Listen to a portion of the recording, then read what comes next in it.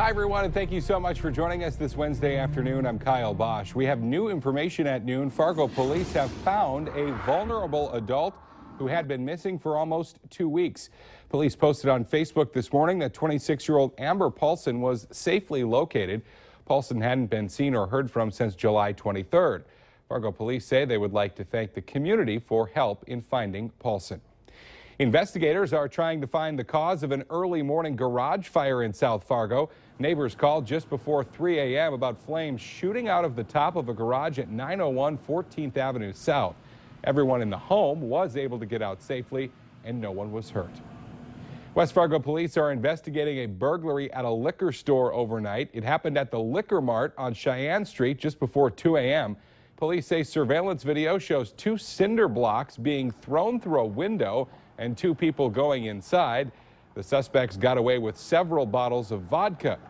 Police say that they may release surveillance pictures from inside the store sometime this afternoon. Well, it's certainly a very nice day right now. It's been a great morning out there.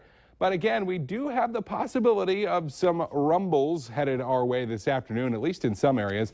Let's check in with meteorologist Robert Hahn, who has a first look at our afternoon forecast. Yeah, very nice out there. We're seeing some filtered sunshine here in the Fargo-Moorhead area with the sun shining through some high, thin cirrus clouds, but enough sun that we've warmed up to 80 degrees now at this hour. 77 down in Sisseton, 73 in Grand Forks, 72 in Jamestown, where we're seeing a lot of cloud cover off towards the west. Some brighter white clouds underneath those clouds. We've seen some showers and some thunderstorms. Some of that rain moving on into our western counties. Stutsman County seeing the heaviest rain right now. Closer look at that, and you can see some showers and even some thunderstorms right along the state line between North and South Dakota. Those will continue to push off towards the east. We'll see other showers and storms developing. An isolated shower and storm not out of the question as we head through much of the rest of the afternoon. As we head through the rest of today, that chance for some late day storms, 1 or 2 of those could be on the strong side. Tomorrow, a better chance for showers and storms. Some of those could be strong and possibly even severe. More on your forecast and another look at those radars coming up in just a few minutes. All right, Robert, we'll see you then. The custody fight is over for a Fargo teenager who's been fighting to keep her family together after the loss of their parents. 19-year-old Mackenzie Jackson has been awarded full custody of her younger brother and sister. The children were put into foster care after the deaths of their parents, but after months of battling for custody, Mackenzie tells us that all 3 will now be living under the same roof. Thousands of country music fans are once again flocking to the Detroit Lakes area for We Fest, and as promised, there are some major traffic tie-ups. Part of the problem, a construction project on Highway 10 on the west side of DL. Traffic there down to a single lane in each direction between Highway 59 and the Detroit Lakes Airport. That project will continue through the fall. The Catholic Diocese of Bismarck has split from the Boy Scouts of America after the Boy Scouts lifted its ban on gay scout leaders. Bishop David Kagan says he cannot permit his parishes and schools to participate in any organization which has policies that, quote, contradict the moral teachings of the church.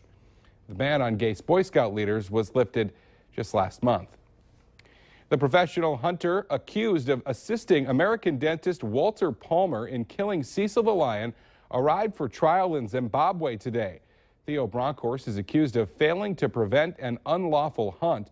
However, his trial has been postponed until next month because one of Bronkhorst's lawyers isn't available until then.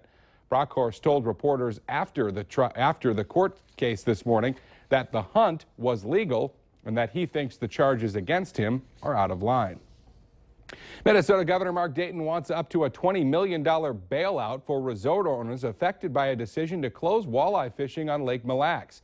At a meeting with legislative leaders, officials outlined several aid ideas, including low-interest loans, unemployment assistance, property tax breaks, and increased marketing to let visitors know Mille Lacs has more to offer than just walleye. Several lawmakers did express reluctance about holding a special session to pass any aid plan. The working group talking about the issue will meet again next week. Many of the fall 2015 hunting dates have been set for North Dakota. The framework pretty similar to last year. The first season opener is just a couple of weeks away. That's August 15th for Canada geese. Hunting season for doves begins September 1st, while bow season for deer starts 3 days later on September 4th. To check out the full list of season opening dates, Just head to our website, valleynewslive.com, and click on this story. Well, today we're getting a clearer look at how the NDSU football team is shaping up in its Drive for 5. It is Media Day, and we are your Bison station. That means we have full access to players and coaches. Coach Chris Kleiman is holding a news conference at 2:30 this afternoon for Media Day, and you can watch it streaming live on our website, valleynewslive.com. Of course, we'll have full coverage tonight on Valley News Live at 5, 6, and 10 as well. Well, coming up tonight, you can get some exercise and help local kids in need. It's the 3rd annual Good Shepherd 5K Fun Run. All the proceeds are going to the Backpack Buddies program that gives food to local students who need it for the upcoming school year. Now, along with the run, there will be live music, food, drinks, outdoor worship, and a bonfire. If you want to take part, all you have to do is head to the Lutheran Church of the Good Shepherd in South Moorhead.